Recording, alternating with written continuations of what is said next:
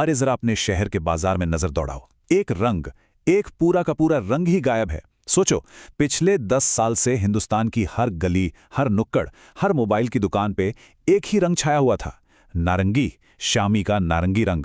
वो रंग जिसने रिक्शे वाले से लेकर कॉलेज के स्टूडेंट तक को पहली बार 4G दुनिया का सपना दिखाया था। पर आज वो रंग ऐसे मिटा दिया गया है जैसे किसी ने पूरी तस्वीर से उसे खुरच कर फेंक दिया हो। ये कहानी है उस गायब हुए रंग की। दिमाग लगाया कभी? वो नारंगी बोर्ड आखिर गए तो गए कहाँ?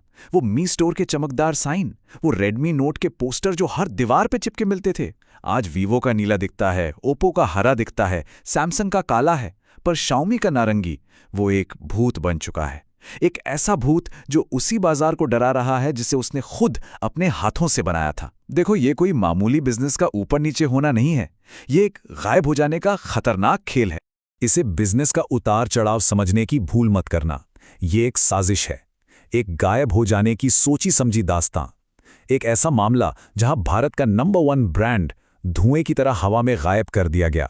हम यहां सिर्फ मार्केट शेयर के गिरने की बात नहीं कर रहे हैं, हम बात कर रहे हैं उस भरोसे की जो कांच की तरह टूटकर बिखर गया है। आज हम उस भूत का पर्दाफाश करेंगे जो इस बाजार में घूम रहा है। माल साहब, 2 साल हो गए माल मांगना ही छोड़ दिया, और अब अगर मिल भी गया ना तो मैं नहीं बेचूंगा। ये आवाज राजेश की है, एक छोटे से शहर का दुकानदार, आप ही की तरह, मेरे ही तरह। ये सिर्फ गुस्सा नहीं है, ये धोखा है। ये उस सिपाही की आवाज है जिसे उसके ही राजा ने बीच लड़ाई में अकेला छोड़ दिया।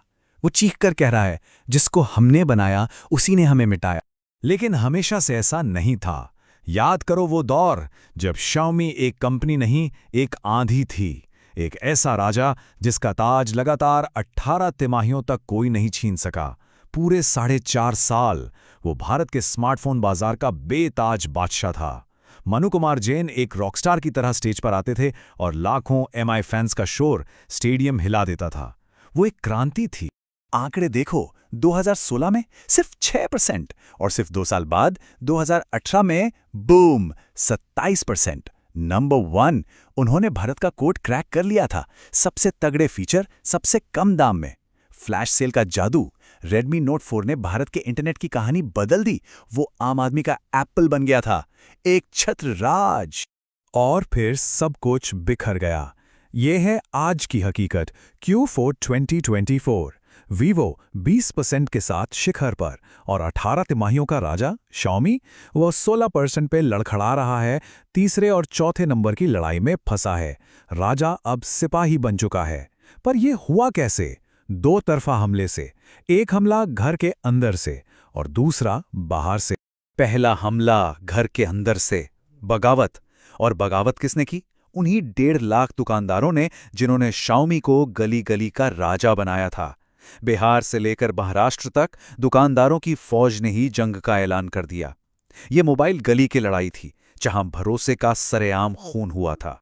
वजह थी ये एग्रीगेटर स्कैम, एक ऐसा चोर दरवाजा जिसे कंपनी ने जानबूझकर खोला छोड़ दिया था। होता यह था कि बड़े खरीदार ऑनलाइन सेल में ऑफर्स लगाकर फोन थोक में सस्ते दाम पर खरीद लेते थे और फिर उसी माल को ऑफलाइन मार्केट में लाकर डंप कर देते थे। इससे दुकानदार का पूरा खेल ही खत्म हो जाता था। ये पीठ में छुरा घोंपने जैसा था। इसका गणित समझो। ऑनलाइन सेल में फोन मिला 10,000 का, सीक्रेट खरीदार ने उसे उठाया और बाजार में 10,200 में बेच दिया, और बेचारे असली दुकानदार को कंपनी से वही फोन मिल रहा है 10,500 में। वो कैसे बेचेगा? और सबसे बड़ी चोट, ग्राहक दुकान में घुसता था, अमेज़न का रेट दिखाता था और बोलता था तू चोर है। खेल खत्म, गेम ओवर।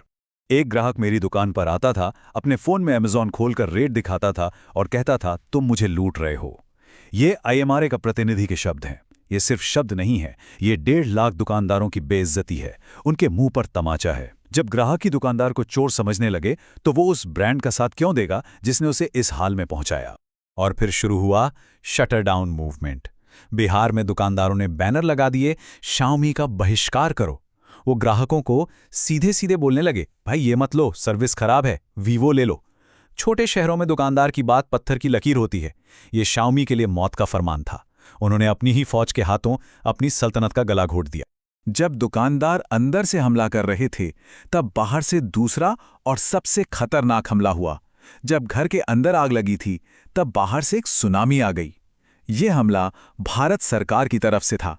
एक ऐसा हमला जिसने कंपनी को पूरी तरह से पंगु बना दिया। एक ऐसा हमला जिसका आंकड़ा सुनकर रूह कांप जाती है। 5,551 करोड़। ये भारत के कॉरपोरेट इतिहास की सबसे बड़ी संपत्ति की जब्ती थी। ईडी यानी प्रवर्तन निदेशालय ने शाओमी इंडिया के बैंक खातों को फ्रीज कर दिया। एक झटके में राजा के हाथ पैर बांध दिए गए।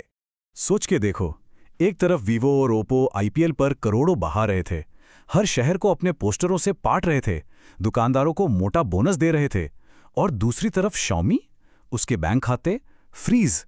वो बाजार में लड़ने के लिए पैसा कहां से लाते? वो पोस्टर कैसे लगाते? वो चुप होने पर मजबूर हो गए। उनकी आवाज ही छीन ली गई थी। आरोप, संगीन आरोप, फेमा कानून का उल्लंघन। ईडी ने कहा कि शाओमी इंडिया ने रॉयल्टी के नाम पर गैर कानूनी तरीके से पैसा विदेश भेजा, चीन और अमेरिका में मौजूद 3 कंपनियों को। शाओमी ने दलील दी कि ये पेमेंट लीगल थे, टेक्नोलॉजी के लिए थे। लेकिन कर्नाटक हाईकोर्ट ने ईडी की कार्रवाई पर मोहर लगा दी। कंपनी कानूनी लड़ाई हार गई। और जब बाहर से ये सब चल रहा था, कंपनी के अंदर एक और कैंसर पनप रहा था। एक ऐसा धोखा जिसने यूजर्स के भरोसे को हमेशा के लिए तोड़ दिया। ये हार्डवेयर का धोखा था, मदरबोर्ड की मौत का धोखा। मैं दिन भर गेम खेलता था, वो एक बैंगर फोन था। फिर एक दिन एक अपडेट आया और स्क्रीन काली हो गई। बस, ये सुरेश की कहानी है, एक स्टूडेंट की। ये सिर्फ एक फ़ोन की कहानी नहीं है, ये हज़ारों टूटे हुए सपनों की कहानी है जिन्होंने अपनी मेहनत की कमाई और उम्मीदों को जोड़कर ये फ़ोन खरीदे थे, और एक सॉफ्टवेयर अपडेट ने उनके फ़ोन को डिब्बा बना दी। और जब ये लोग सर्विस सेंटर गए तो उनके साथ जो हुआ वो और भी भयानक था। 18,000 के फ़ोन को ठीक करने के लिए उनसे 12,000 से 14,000 रुपये मांगे गए। बहाना, फ़ोन में पानी चला गया है या फिजिकल डैमेज है, ताकि वारंटी खत्म की जा सके। मतलब फ़ोन की कीमत का 70% हिस्सा दोबारा दो उस गलती के लिए जो कंपनी की थी। ये सीधी सीधी डकैती थी। और छोटे शहरों में अफवाह गोली से तेज चलती है। गली गली में एक ही कहानी गूंजने लगी, शाओमी का फ़ोन 1 साल में मर जाता है, इनकी सर्विस बेकार है, इसे खरीदो, चलाओ और फेंक दो, पोको को तो हाथ भी मत लगाना। ये बातें किसी भी ब्रांड के लिए मौत की सज़ा होते हैं।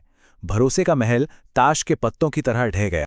जब चारों तरफ से दीवारें बंद हो रही थीं, कंपनी ने अपना आखिरी और सबसे शर्मनाक दाव खेला। एक हताश करने वाला कदम। उन्होंने उन्हीं लोगों को छोड़ने का फैसला किया जिन्होंने उन्हें बनाया था। उन्होंने अपनी ही आत्मा को बेच दिया। जहाज डूब रहा था और कैप्टन ने जहाज छोड़ दिया। मनु कुमार जैन, वो चेहरा जिसने शाओमी को भारत का बादशाह बनाया, उन्होंने 2023 में कंपनी छोड़ दी। एक युग का अंत हो गया और नई लीडरशिप एक नई और खतरनाक रणनीति के साथ आई। रणनीति थी प्रीमियमाइजेशन। मतलब छोड़ो ये 10-15 हज़ार का झंझट, अब खेलेंगे लाखों में। सस्ता बेचकर ज्यादा कमाने की लड़ाई छोड़ो, महंगा बेचकर मार्जिन कमाने पर फोकस करो। उन्होंने अपने 40% मॉडल्स बंद कर दिए।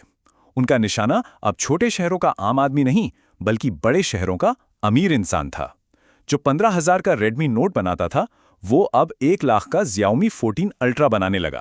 99,999 रुपए, 1 लाख रुपए। ये कीमत है उस धोखे की। ये उस ब्रांड की कीमत है जो कभी 10,000 में क्रांति लाया था। ये उन करोड़ों लोगों के मुंह पर एक तमाचा है जो खुद को MI फैन कहते थे। ये एक साफ संदेश है, आम आदमी, अब तुम्हारी हमें जरूरत नहीं। शाओमी गायब नहीं हुआ है, वो अभी भी यहां है। अमीरों को एयर प्यूरिफायर और शौकीनों को कैमरा फोन बेच रहा है। लेकिन वो शाओमी जो सुरेश का था, जो राजेश का था, जो उन करोड़ों लोगों का था, जो दुनिया से जुड़ने का एक सस्ता और भरोसेमंद रास्ता ढूंढ रहे थे, वो शाओमी गायब हो चुका है। तो अब सवाल ये है कि जो खाली जगह बनी है, उसे कौन भरेगा? भारत का अगला नंबर 1 फोन कौन बनाएगा?